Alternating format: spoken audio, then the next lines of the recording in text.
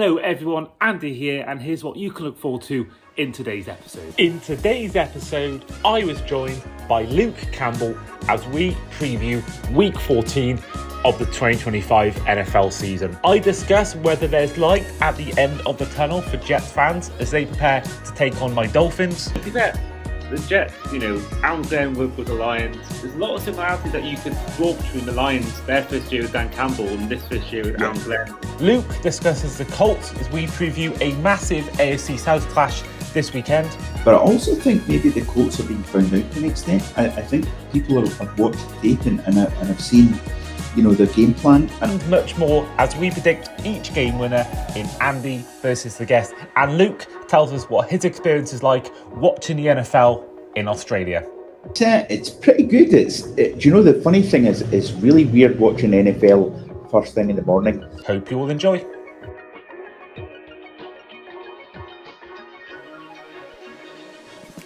Hello everyone, and welcome back to the Across the Pod NFL podcast. I am, as ever, your host today, Andy Davis, and I'm here to preview Week 14 of the 2025 NFL season. Now with me, I've got a returning guest. Back with us today, back on the show, is our resident Bears fan, Luke Campbell. Luke, how are you? How are things? I'm good, mate. Yeah, I'm good. It's been a little while since I've been on the show, actually. I've been pretty busy in the meantime, but thanks for having me on. It's great to see you. Yeah, you too. And you mentioned it then. Things have happened a lot since you last came on the show. Of course, you last came on the show during the summer, our Chicago Bears season preview episode, and there'll be some of you watching on YouTube thinking, why does Luke's screen look a lot lighter than my screen? Well, since Luke came on the show last, he has moved to Australia. It's currently 7:41 p.m. in the UK on a Thursday, and for Luke, it's 6:30 in the morning on a Friday morning. So, yeah, a lot's happened for you since. But how's Australia? How is our life for you? It's pretty good. The funny thing is, it's really weird watching NFL first thing in the morning. So the games kick off instead of 6 o'clock at night. It's 5 in the morning. Red Zone starts. And usually what happens is I get up about 6 and watch the games on a Monday, but it's brilliant. And the really great thing is I get to watch the late games as they happen because they kick off about lunchtime. And even better, the Super Bowl kicks off at like 10:30 Australia time, which is just like, yes. So, and it's interesting. I think it's growing in popularity over here, actually, slowly but surely. But I think it's got a lot of competition over here for sports and stuff. But Australia is amazing. The people are amazing. It's been a really different but great lifestyle. I'm currently sat out in my patio at the moment, which is quite nice because the temperature is lovely. But I'm also afraid of the Australian spiders. So there is a flip side. That's definitely a thing that would put me off living there. Not that I would let that, I'm sure after a while you get used to it. But yeah, the thought of the spiders and the snakes is always, a bit of a. Have you seen any yet? Have you seen any snakes or spiders since you've moved? I've seen a couple of the spiders. I've not had, and I don't want to curse it, but I've not had one of these big huntsman spiders, which are like the size bigger than your hand. But they're not dangerous. But I've not actually seen any snakes because I'm in Canberra, which is quite kind of urban. And I say urban, but it's actually. It's nothing like any of the major cities here in the UK.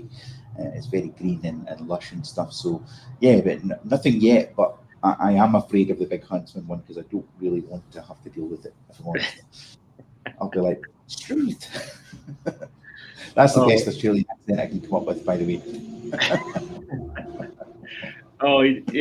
It's amazing. I've always thought about that 10 a.m. start because I found out that before about the Super Bowls are on that early and games are on that early. You have to obviously you have to work it around work. I'm guessing you can't probably watch the full game, right? Only bits of the game. If you only got like an hour lunch break, for example, I'm guessing you can't sit there and watch the whole game in work. Well, I'm lucky actually. I kind of have my own office and I have my own TV, which means that I have the game on in the background. So.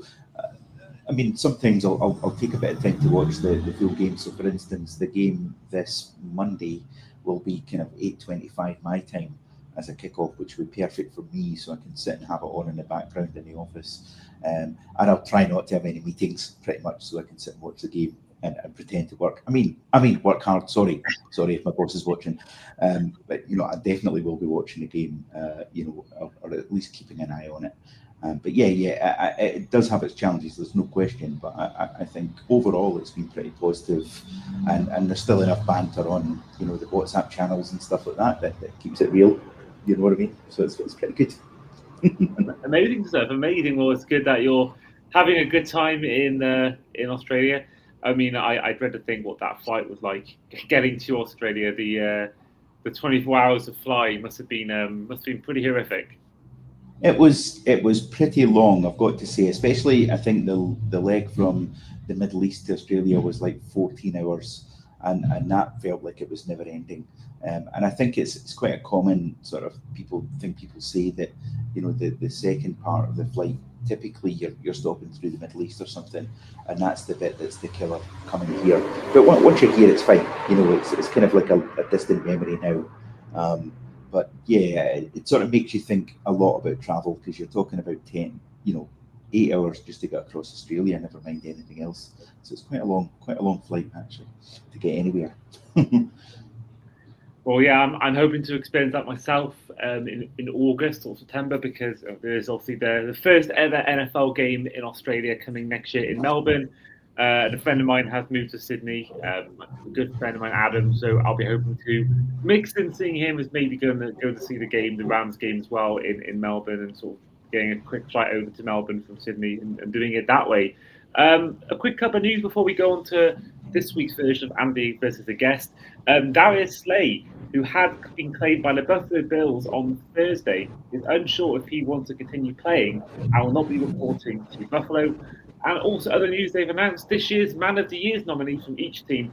The biggest names that have been nominated are the likes of Derrick Henry, DJ Moore, Jordan Love, Travis Kelce, Max Crosby, and Bradley Chubb and Baker Mayfield. So now it's time to predict each winner from each game in Week 14. But before we do that, let's find out the results on Week 13 of Andy versus the guest.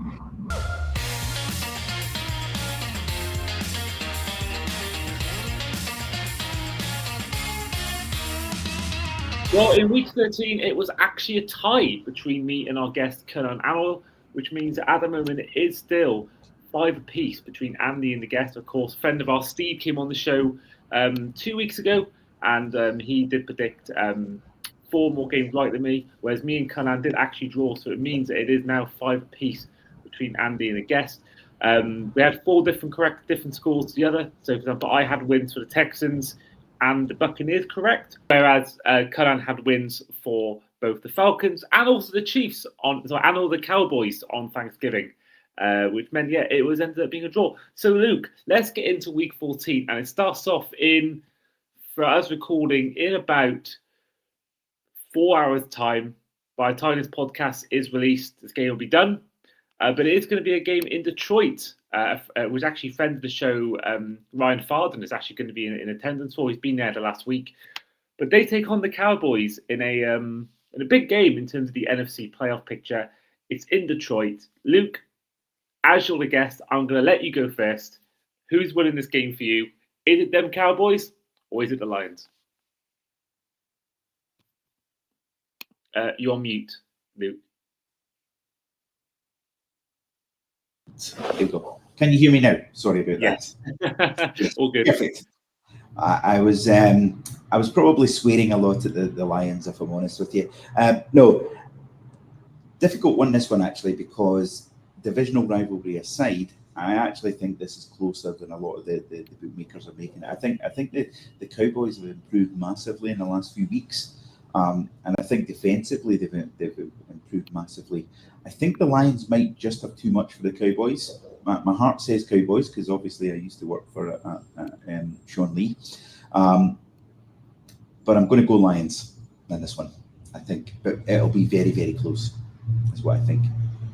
Yeah, exactly. And a lot closer than I think we all thought it'd be when you saw how the games were scheduled to start the season. When you saw you thought, Lions, Cowboys, Week 14 is going to be an easy win for the Lions. But with the last few streaks gone, I'm going for the Cowboys to win.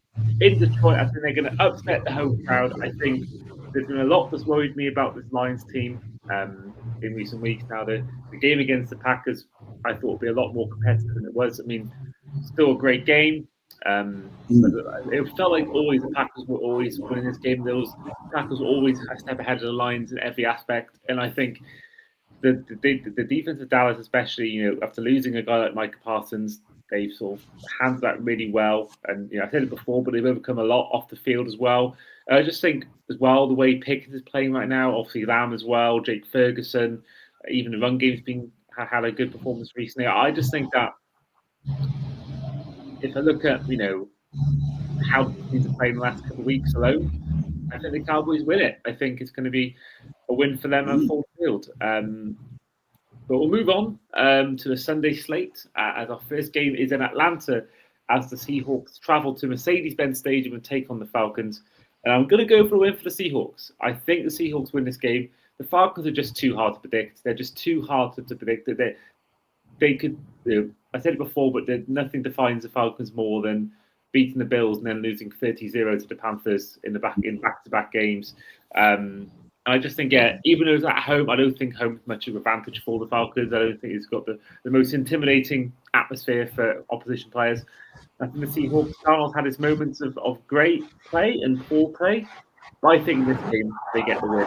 And their defense alone was really impressive against what was a rookie quarterback, first start of his career quarterback in Max Brosman, and they gave him a torrid time. And I think I can see the same thing happen with Kirk Cousins with the Seahawks defense. So, give me the Seahawks to win. Luke, Seahawks or Falcons for you? This is potentially a trap game for the Seahawks. We talk about this all the time, but this is the definition of a trap game, isn't it? I actually have a sneaky feeling that Seattle might lose this, actually. So I'm going to go with the Falcons in this one, just to be controversial as well, but I have a feeling it's a trap game. And you get those every now and again where it seems like it's one side absolutely certain. And I think home advantage is going to really make a difference here. So, that's what I'm going to go for. Well, next up is a game that involves two teams that have taken on the Chiefs in big playoff games in the past. We've got the Buffalo Bills hosting the Cincinnati Bengals in Highmark Stadium. Most likely the Bengals' last ever game in the stadium. Luke, who wins it for you? I'm going to go for the Bills in this occasion. I think so. I think the Bills are going to come back strong. They've got a lot on the line. I mean, the Bengals arguably have a lot on the line as well, but I think the Bills are just going to get it done this time. I agree. I do think the Burrow being back factor makes the Bengals more competitive, and I think that the win against the Ravens, I think, was a big win for them, and I think that their defense can play like it did against the Ravens, then maybe. And the Bills haven't been great in recent weeks; they've been a bit hit and miss. But I just think that against the Bills side, it might just be too much. I think Josh Allen alone and James Cook will give them a torrid time. I think Bengals.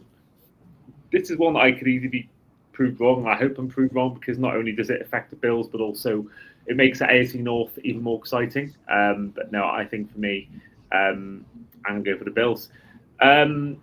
Next up involves, two of the three teams that we all predicted on our season predictions episode as to who'd have the number one overall pick, as the Cleveland Browns host Tennessee Titans. Of course, the Browns was picked by Steve, and Titans were picked by yourself. So two teams that we all thought would be bad start of the year. So this one's a tough one for me, because I think both teams have been poor, but I think the Titans have been poorer. So I'm going to give the win to the Browns at home as well. They've got a win against the Packers this year. You've got Myles Garrett, Quinshot Junkins, there's a few, David Njoku as well. This defense ranks third against the pass. They're 10th against the run as well. So this Cleveland Browns team, I think, against most teams in the league are going to at least ruffle some feathers. But I think against who I think personally have been the worst team this year, for me, the Titans, I think the Browns win this, and I think they win this by far by their biggest margin this season. Luke, are you in agreement? I'm with you actually. I think I can't remember what the line is, but it must be about 7.5 maybe. I think for the Browns, and I just think the defense is the difference maker here. And I do feel for the Titans fans because they've got some young talent on the offensive side, but it's just been a total car crash this season, and it has been really a hard watch for the fans, I think. So I think the Browns are going to win this, and really, like you, I think it's by a country mile, in all honesty. What a shame. I feel for the Titans fans. Yeah, I mean, I think whenever a team has the number one overall pick, you think, okay, you've tanked, you've had a bad year, all things are going to go up. And then you get another year where you get another first overall pick. It's rather concerning. I think that the Jags had it, the Browns have had it before. We've had back-to-back years with number one overall picks, and let's be honest, neither have really done much. I mean, the Browns had their moment with Baker Mayfield. The Jags had their moment before they had these overall picks, but I think it's always a worry for a franchise that if you have back-to-back years, because at least 1 or 2 years, you've got a new quarterback. If a new quarterback isn't getting you in, well, I don't think it's Campbell's fault. It just shows the kind of talent around him isn't giving him enough help to win games. So yeah, Titans for me, 100%. massively worrying. Next up, we're traveling to Minnesota as the Vikings host the Commanders. Luke, who wins this for you? Vikings no, I'm joking actually. I'm never going to say Vikings. Not in a million years. Sorry, no. Commanders every time. By 7. By 7. Love it. They can stick their skull. Yeah, I've got Commanders as well. I think with Max Brosnan, I'd be even more certain of a Commanders win. I do think with McCarthy back, it gives him a little bit of more of a chance of winning this game. He's back from the concussion protocol, but I was really impressed with what I saw from this Commanders team, despite losing on Sunday night. Yeah, the Katzenbergs was stupendous. The defense held their own at times, and I just think that they battled a few games recently. They lost narrowly in Madrid to Miami. They lost narrowly in overtime to the Broncos, or both games were overtime. So I think they're due a win. And I think the Vikings. It seems a lot of unrest regarding Jefferson, and it's been poor quarterback play. And I think McCarthy hasn't been great, really, apart from that one quarter in week 1 against your Bears. So yeah, for me, I think this is the testing time for them, and I think this is the 1 year when O'Connell can't make it work with any quarterback he has. Moving on though to next game, which involves my team, as my Dolphins travel to MetLife Stadium and the New York Jets. Of course, a game that I was at last year in Week 18 in MetLife Stadium, but this time it'll be a lot happier return for the Dolphins. I think they're going to win here. The Jets, if I hadn't seen that win against the Falcons, I'd be even more confident of a win. I think the Jets actually were quite impressive in that win against the Falcons, but I do think. See, it's in New York, and I think there's definitely a world where they win because we haven't been that convincing in wins recently. We were lucky to get a win in Madrid. We were fortunate to get a win in New Orleans. We almost blew that one up in last week. So I'm not too confident of a win, but I think we might have the edge on this one. I just don't see the Jets winning back-to-back games, if I'm truly honest. So give me the Dolphins. Luke, who wins it for you? Oh, now, do you know what? This is really tricky because you guys have been so up and down this year that you honestly, it's so Jekyll and Hyde, and it's I think it's unbelievable what's happened.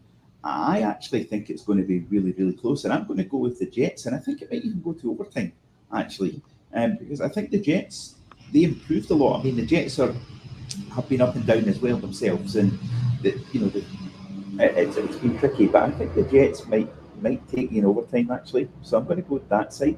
Sorry, Andy. Do you know what? I think being a Dolphins fan's been a hard watch this year, honestly. You come in with high expectations, and it's been tricky, to say the least.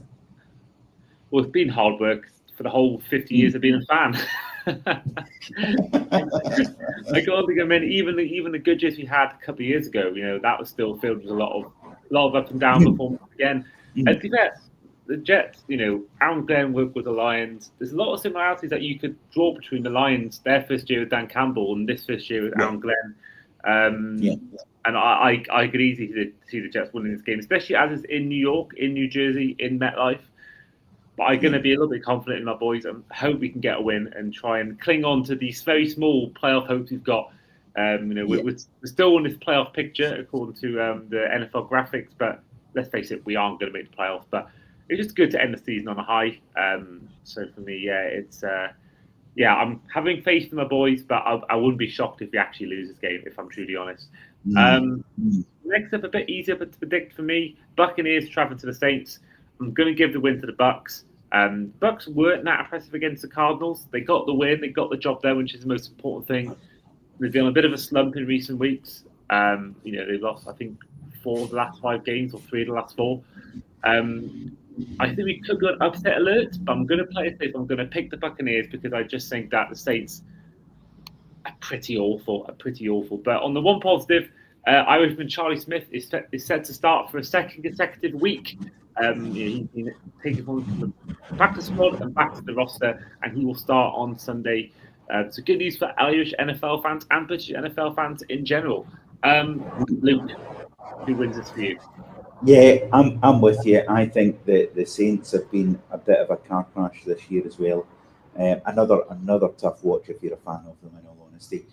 So I think you're right. I'm with you on this. I think it's easy, and I think the Saints are going to just throw them. They are their own worst enemy as well. It has to be said, and I don't think anyone will disagree with me. It's been tough, considering the players that they do have. I don't know how they're so bad. I just don't. Yeah, I mean, there's a few players here and there. You got Chris Olave, but the thing is, you've got a lot of you've got an aging Cam Jordan, an aging Alvin Kamara. You've got a rookie head coach. You've got loads of players. You've got 2 quarterbacks. I don't think either of them are really starters. I don't think Shuck or Rattler are really long-term starters for the franchise. It's a mixture of young players who haven't got the experience or maybe aren't good enough at that level, and veteran players that maybe have passed their best. So I don't know. Not many players that they can really, have too many hopes on for the future.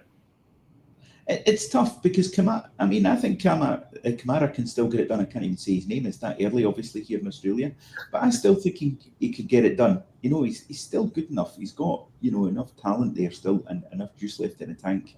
But I think maybe you are right that it's just the wrong combination of players getting over the hill, and another, and a real big question at quarterback.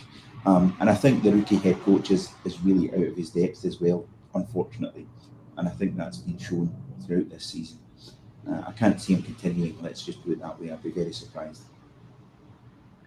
I think he might give them time, but also I wouldn't be shocked either. It's one of those things where you can see it both ways.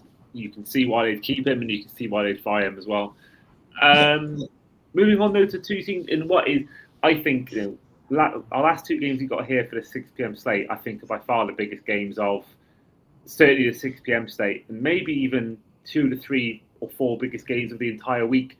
Our first one is in Jacksonville as the Jags host the Colts in a big AFC South battle. Of course, both teams are on the same amount of wins, on the same records. It's a really interesting one. You've got the Jags, who've got the best pass defense in the league. Then you've got this Colts team who started the season so well, have the MVP candidate in Taylor, but they've fallen off in recent weeks. So a tough one to predict. And I'm going to let Luke decide first because I'm still stuck who to pick. So I'll let Luke go first.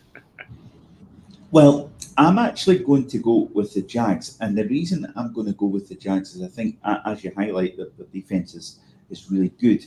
But I also think maybe the Colts are being found out to an extent. I think people have watched the tape and have seen, their game plan and are, I think we've seen it in recent weeks. They've gone off the boil, but I think that's because coaches or opposition coaches are getting wise to them. I do genuinely think it's going to be very close, but I've got the Jags to edge this, I think.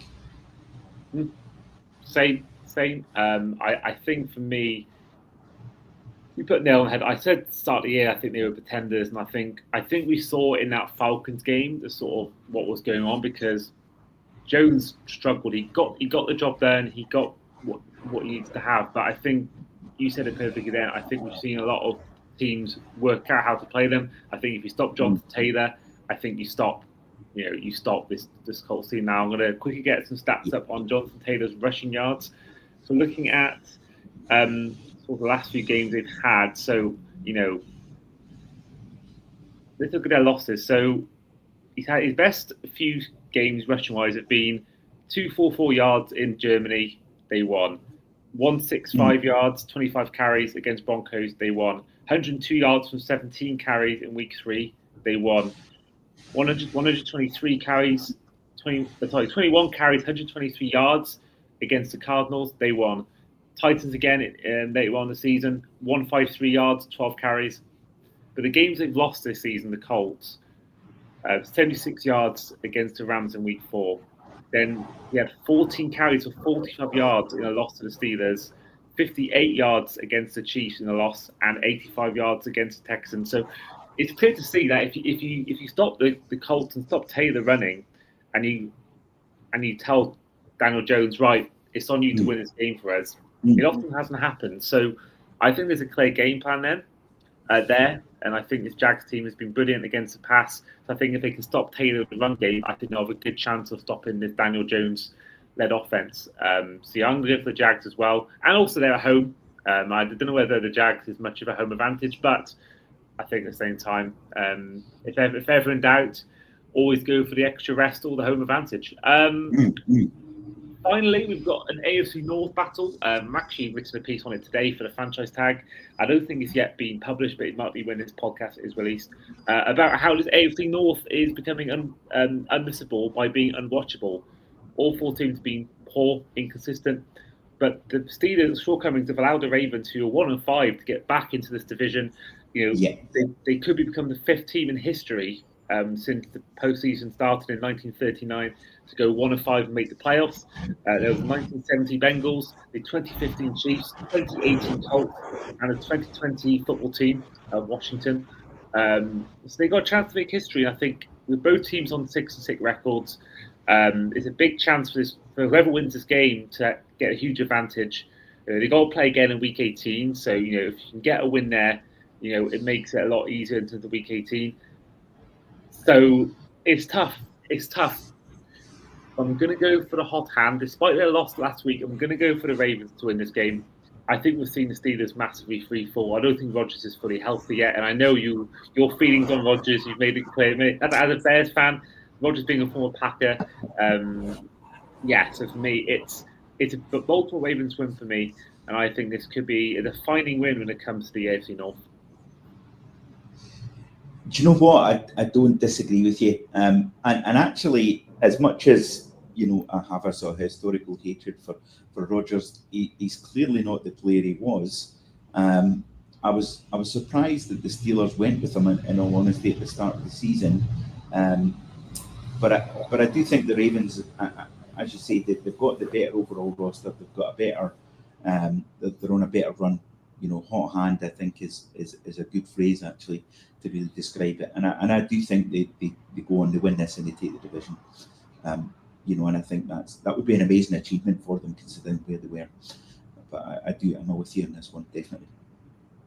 Absolutely, I think as well. If the Steelers do this game, they were 4-2. They were 4-2 at one point this year. They were 4-1 even at one point as well. And I think if they're 4-1 and the Ravens are 1-5 after the Steelers bye week in week 5 or week 6, whatever it was, if they go on and crumble like they have recently, if the form carries on the way it is and they end up losing this division after such a comfortable lead after the first 6-7 weeks, and I think this is Tomlin's end. I think Freddie Hall mentioned it on the franchise tag on our Steelers. It feels like his last year with the franchise. I think the way he's gone all in on short-term deals. You think about Jalen Ramsey, Aaron Rodgers. I think personally that if they were to lose this division and lose it by after such a strong start to the season, the win in Dublin, I think this could be it for Tomlin personally, and I think they're going to completely sell the farm. They're going to sell house. They're going to all the players want short-term deals anyway. Obviously, Rodgers has alluded to it his final year as a player. So I think this is the end for the Steelers as we know it. As REM would once say, I'm going to go for the Ravens to win, and so are you. Next up involves the team that I think are going to win the AFC in the Denver Broncos as they travel to Vegas and take on the Raiders. I think that's pretty clear what I think about who's going to win this game. I think the Broncos win this in Vegas. Luke, do you agree? I'm with you on this. I mean, it's interesting actually because I think Bo Nix has been efficient this year. I wouldn't say he's been amazing, but he's been efficient, and that's all he's really needed to be, to boss games. And I think that's down to more roster construction than anything else. But and also I think that the Raiders are just so bad as well. And I think they're a multi-year rebuild project. We've been saying this for years now, right enough about the Raiders, but they are just still terrible. So I think the Broncos win this easily, really, really easily actually. Yeah, I totally agree. So next up is what we call the main event with our fan today. Your team is up next as your Bears travel to your fiercest rivals, the Green Bay Packers, in Lambeau Field, the current NFC number 1 seed and NFC North Division leaders in your Bears. Luke, before we get on to who you think is going to win, I mean, how, for you watching as a Bears fan, how great has this season been? Because I've been a fan of the NFL for 15 years. I missed the Rex Grossman season when they made the Super Bowl. I think for me, this is the best Bears team I've seen since that 2018 season when you made the playoffs and lost to a double doink. This for me might even be better than that team. I think the coaching's better. So, how good has it been for you to watch this Bears team, and how good it's been this season for them? Well, do you know what? It's been a real breath of fresh air, and Ben Johnson's been everything I hoped he would be. I think he set the standards higher in the organisation and expected and demanded more from the players themselves and the staff. And I think you can see that throughout the organisation. I mean, a lot of the criticism has been, right, that we've had a lot of either luck or play or ease of schedule and all that sort of thing. I accept that, but at the same time, we've still got it done. We've still got a lot of comeback games and stuff like that. And in situations where we would have folded before, we've shown the kind of resilience. I personally thought last week's game, against the Eagles was probably the best I've seen in a number of years, and on both sides actually. I thought that we were amazing, and considering that we were picking up linebackers off the street at one point, I thought that we were really, really efficient in defence, and I think defensively, the amount of takeaways that we are generating is really unbelievable, and that comes down to the scheme itself. That some players are just really have fitted so well into that scheme, and we're starting to get healthy on defence as well. So there's a lot of players coming back, which gives me confidence that between that and generally how well we've been playing in offence, I think that I think we've got every chance. And the funny thing is that actually Caleb Williams hasn't even hit his peak yet. If you look at his stats, he could be more efficient with the ball, and he could complete a lot more. So I think that the ceiling is far, far higher than people think for the Bears. And I get that I'm biased about it, but I think that's the realistic view of it. I think you've got a great offensive scheme, you've got a proper run game that we're leaning on, and if you look at last week, we absolutely pummeled them in the ground. They had no answers, and I think if you carry on doing that, then that naturally generates opportunities in the air, and it generates explosive plays, and I think that's really the signature of Ben Johnson and himself. Is the fact that we generate more explosive plays than pretty much anyone there. That gives me real hope for the rest of the season. And it's a tough run in, but you've got to face every team if you want to win. So bring it on. That's what I say. Yeah, I mean, you look at the mentioned schedule. Then I mean, you have one game against the likes of the Saints, the Commanders, the Bengals without their star players, the Vikings without their star quarterback, the Giants who've won 2 games all year, the Steelers we just mentioned are free falling and didn't have Rodgers playing in this game. If I look at sort of the next 3 games, I mean, obviously winning in Philadelphia I think was huge. I think that I think that win to win in Philly as well. I think the fact that it's such a hard place to go. I mean, Philly is a really hard place. The fans are loud, but to get a win there, I think was for me the biggest statement because you can beat the Saints, you can beat the Commanders, but I think and they lost to the Lions early on in the season, and yet they collapsed against the Vikings. But I think this is you mentioned that I think it's a real crucial part of the season. You got 2 next 3 games against the Packers. You got the 49ers, then you got the Lions, who I think personally are missing out the playoffs, but I think they're still a hard team to play against. And you've got the whole fact of Ben Johnson going back to Detroit. And that's a hell of a Week 18 matchup right there. But I think, regardless of that, I do think this Bears team has been impressive. I still think the Patriots still stand as the biggest contenders. I think they are max contenders with their schedule. I think the win in Philly, I think, is a huge statement for me. But let's predict the game. I'll let you go first, as is your team involved, Luke. Who wins it for you? Is it your Bears or is it the Packers? I think we go surprise the Packers in their own backyard. And the reason I'm thinking about that was actually last season, we managed to get a win against them, and it was a proper last-minute one as well. But I just generally think that we've got a bit of a hot hand going here, and I think that continues. I actually think that we will generate takeaways against the Packers as well. They're a good team, don't get me wrong. But, we have the hot hand in the minute. I'm going to go with us. It's going to be close. I think it's like, a 1.5, 2.5, something like that. And the bookies, I think, have got the Packers as nailed-on favourites. I don't buy that at all. I think it's even money at absolute best.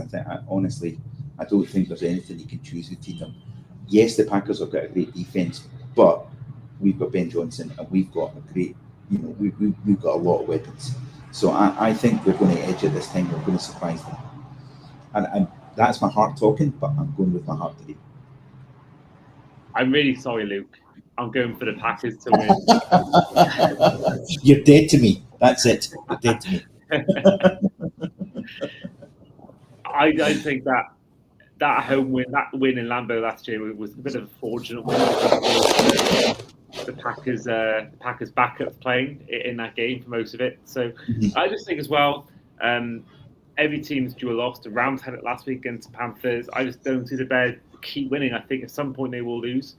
And I think in Green Bay, the Packers have lost to some poor teams. They've beaten some good teams this year. I just think I can see Micah Parsons giving the Bears some trouble. Again, I wouldn't be shocked if the Bears win this game. I really wouldn't. I've been really impressed with them this season. But I just think in Lambeau Field, always a hard place to go. I'm going to go for the Packers. One thing to mention, and I think this is really interesting, is I think not enough credit is given to the Bears O-line. And I think that the revamp of the O-line has been really something else. And if you compare the number of sacks taken versus this year, it really is night and day. And I think that's down to the likes of Joe Tooney and Jonah Jackson and people like that. And the sort of signings that they've made on that O-line to sort things out, they have elevated the other players there. And I think that might be a difference maker. So I just thought that was really interesting. But not enough credit is given on that side of things. I agree. I agree. Moving on to our last of the 9 p.m. slate, as the Cardinals host the LA Rams in a NFC West showdown. I'm going to go for a win for the Rams. I don't see them losing 2 games in a row, and I don't think the Cardinals are that tough of an opponent to make me think they're going to lose 2 games in a row. I think it's a convincing win for the Rams. I think they'll show everyone once again the team they are. I think last week was a bit of a blip, a bit of an outlier to their season so far. I just think against this Cardinals team, I think they're, like the Falcons, a really hard team to predict. They're so up and down. And I think they've been really, really poor this year. So I'm going to go for the Rams. Luke, do you agree? Yeah, I'm going to go Rams as well, actually. I think the Rams have been great. They've been balling it all the way, actually. And you've got to give them credit for, how they played this year. Really, really impressive. So, and I don't think the Cardinals are any great shakes. I don't think they're going to give them really that much trouble. So I'm with you on this. Well, the ultimate game is Sunday Night Football as the Chiefs host the Texans in a huge game in terms of the playoffs. Of course, we mentioned then before, Jags take on the Colts, big AFC South game. Both teams are 1 win clear of the Texans, so the Texans can get closer towards at least one of those 2 teams in their battle to try and win this division. And against a Chiefs team that is, needs a lot to go their way. They're currently 2 games behind the Bills in the playoff hunt at the moment. So it's looking like the Chiefs are sort of in win now mode, win every game mode. I think they're gonna have. I think Mahomes even talked about it. I think he said that they need to start winning every game. But they got a tough game against this Texans defense, who caused problems in their last game. I've actually forgotten who it was against, but against the Colts. So this Texans team for me, and of course we all saw what happened in the Bills game as well. That Bills game was really frightening from that defense. And I can see this defense getting to the Chiefs again. Now, I said this about the Colts. I said the Chiefs would win against the Colts, but I did say this Colts team would cause problems. So at Arrowhead, I could be proved wrong, and the Chiefs could win this game. I think there'll be a little bit in the Texans' mind, certainly the fans' minds, what happened in that playoff game when they were 24 points up in the second quarter.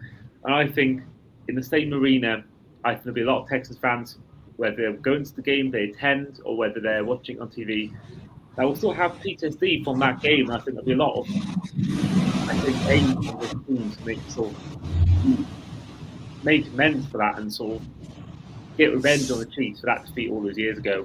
So I'm going to go for the Texans. Tough place to go, but I think they might do it with that defense. I think you're probably right on the money there. And I'll tell you something else. The one thing that I think is a problem for the Chiefs is they have not been able to get the run game going in any real meaningful way. And I think that has really hurt them massively. And it's been an ongoing issue for them the whole season. I do think the fact that they're playing with home field advantage does help, but it may not be enough. I just don't think they're good enough this year on both sides of the ball. And Patrick Mahomes aside, you have to wonder, kind of what's going on. Maybe this is Andy Reid's last season, because the way they're playing, I don't know if the players maybe know that this is his last season, but I wouldn't be surprised. But I actually think you're right. I think the Texans win this. I think it'll be close, but I think the Texans win this, and then the Chiefs are eliminated. And I think as our fellow AFC West fan will not be disappointed with that. I think he is not a fan of the Chiefs. Let's just put it that way, mildly.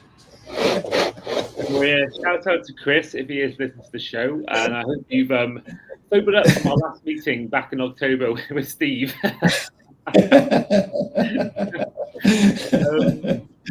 The final game is Monday Night Football on ESPN, of course, as the Eagles travel to SoFi Stadium and take on the Chargers. Luke, who wins this for you? This is really, really interesting, right? Because honestly, I think there's a lot of turmoil in this Eagles organisation. And everything I've read, and a lot of people are saying this, but I think there's a genuine doubt about Hurts as their quarterback. And I think that's feeding through into the team. And so I think there's a lot of unrest that maybe, some of it's been hinted at. I think there's a lot more than you think. This Chargers team could take them. They really could. They could build one last week. I think they weren't expecting to be steamrollered so much last week. The Eagles, I mean. And I think it's going to be tough for them. I actually think the Chargers are going to win this. I think it'll be close, but I actually have the Chargers to do it. And I don't know why. It's just a sneaky feel that I have on it. But I feel for Eagles fans a little bit. But sorry, Steve. By the way, I've been giving him it good all week. Oh, I don't blame you. I don't blame you at all. You deserve to. Sorry, not sorry, but he's been giving it for me the double doink for years. So this week has been a lot of fun. But no, in general terms, and as a sort of neutral, I just think the Chargers are going to edge this. I think that might be a little bit of turmoil on the Eagles' side that's causing this. So yeah, that's kind of my call on it. I've said it before. I would love to have been in that room when the Eagles took on the Bears in that double doink game. I know you both watched it together. I would love to have been in that room. I'd have absolutely loved it. I know you obviously wouldn't have enjoyed it at the time, but I'd love to have been in that room. I really do. I bet I can picture right now. It's just, oh my god, amazing. Two boys from Glasgow having a bit of a disappointment. There was threats of throwing out windows and stuff like that. I've got to be honest with you. I'm going for the Eagles to win. I think this could be a game where they can get their season back on track. Now, they had a bit of a downturn last year. They went 2-2 at one point, turned it around. Baldiani came out and everything changed. So, yeah, I do. There's definitely something not right with the Eagles. There's something not right, whether it's the AJ Brown situation, whether it's Hurts. But I don't see him losing another game. I don't see him losing 3 in a row. I think they're too talented a team overall to not, to lose 3 in a row. So, and I think this Chargers team, I think they've been good, but I think they're a bit hit and miss. I think the missing O lineman Joe Alt is going to be big, I think, as well for them. And I just think that as much as I think as a talented player, I think he's up there as a fullback. I do question Herbert's mentality and ability to perform in big moments at big spots. I think this time of year, where every game matters, they're trying to get into the playoffs. They've got 8 wins at the moment. They're looking to try and confirm a playoff spot, and there's nothing more chargery than making it hard for yourself. So, yeah, I'm going to go for the Eagles to win. I just don't see them losing 3 games in a row. There we are. That is our predictions done for Week 14. We've in total got 5 games with different outcome predictions. So we've both gone for wins for the Bills, Browns, Commanders, Bucks, Jags, Ravens, Broncos, Rams, and Texans. Whereas Dallas against Detroit, I've gone for the Cowboys. Luke has gone for the Lions.